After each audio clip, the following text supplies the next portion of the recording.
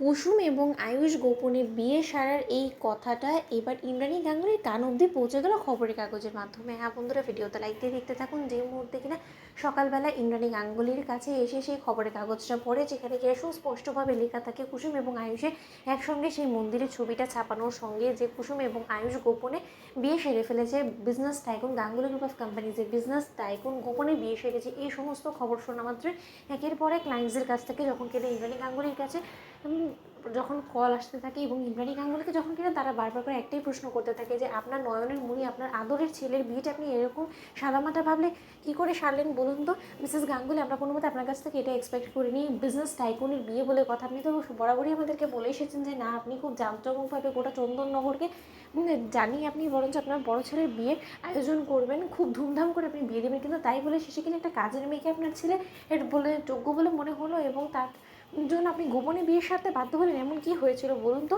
এমন কোনো কিছু কি আয়ুষ্মান গাঙ্গুলি করে ফেলেছে যেটা কিনা আপনি কোনো মতেই লোকেশনে পাবলিকলি আনতে পারছিলেন না, তার জন্যই কি এই সমস্ত কিছু গোপনীয়তা?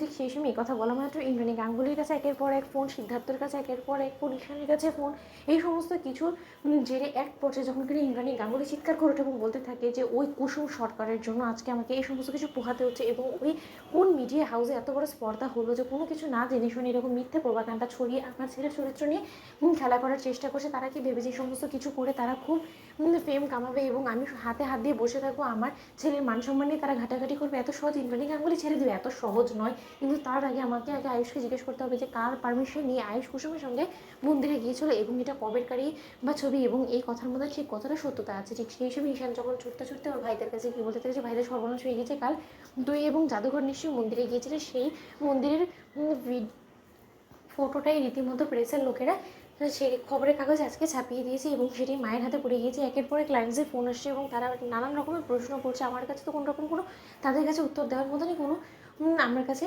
কোনো কথা নেই, বিধে আমি ফোন অফ করে রেখেছি। কিন্তু ওদিকে যে মা দেখে ফেলেছে, এবার কী হবে? ঠিক সেই সময় অনুশ্রীও যখন কুসুমের কাছে গিয়ে খবরটা দেয়, ঠিক সেই সময় কুসুম ঘাবড়ে যায় এবং ইন্দ্রাণী গাঙ্গুলি যখন কুসুমের কাছে গিয়ে বলতে থাকে যে কুসুম, তা কী এমন প্রয়োজন পড়ে গিয়েছিল কাল আমার ছেলেকে আমাকে না জানিয়ে মন্দিরে নিয়ে যাওয়ার? বলো তো, আমি তো কাল কুলদেবীর মন্দিরে গিয়েছিলাম, কিন্তু সেই সুযোগটাকে কাজে লাগিয়ে তুমি অমনি আমার আয়ুষকে নিয়ে তুমি বেরিয়ে পড়লে। কার পারমিশন নিয়েছিলে বলো তো কুসুম? ঠিক সেই সময় কুসুম যখন বলতে থাকে যে আগে দেবীমা, আমি ছোটো সাহেবের নামে একটা মানত করেছিলাম এবং সেটার জন্য আমি মন্দিরে গিয়েছিলাম এবং সেই সময় ছোটো সাহেবই আমাকে বললো যে সে আমার সঙ্গে যাবে আমাকে সেখানে পৌঁছে দেওয়ার জন্য, এতটুকুই। ঠিক সেই সময় ইন্দ্রাণী গাঙ্গুলি কুসুমকে ঠাটিয়ে এক চড় মারে এবং বলতে থাকে যে নির্লজ্জ বেহায়া মেয়ে কোথাকার, যেই কিনা আমি তোমাকে প্রশ্নটা করছি অমনি তুমি আয়ুষের কাঁধে সমস্ত দায়ভার চাপিয়ে দিচ্ছ। তুমি কি ভেবেছো যে তুমি দুধে ধর তুলসী পাতা, তুমি কোনো কিছুই বুঝোনি যে ওটা ছবি তুলবে? তো বন্ধুরা লাইক এবং শেয়ার করো, সাবস্ক্রাইব করো।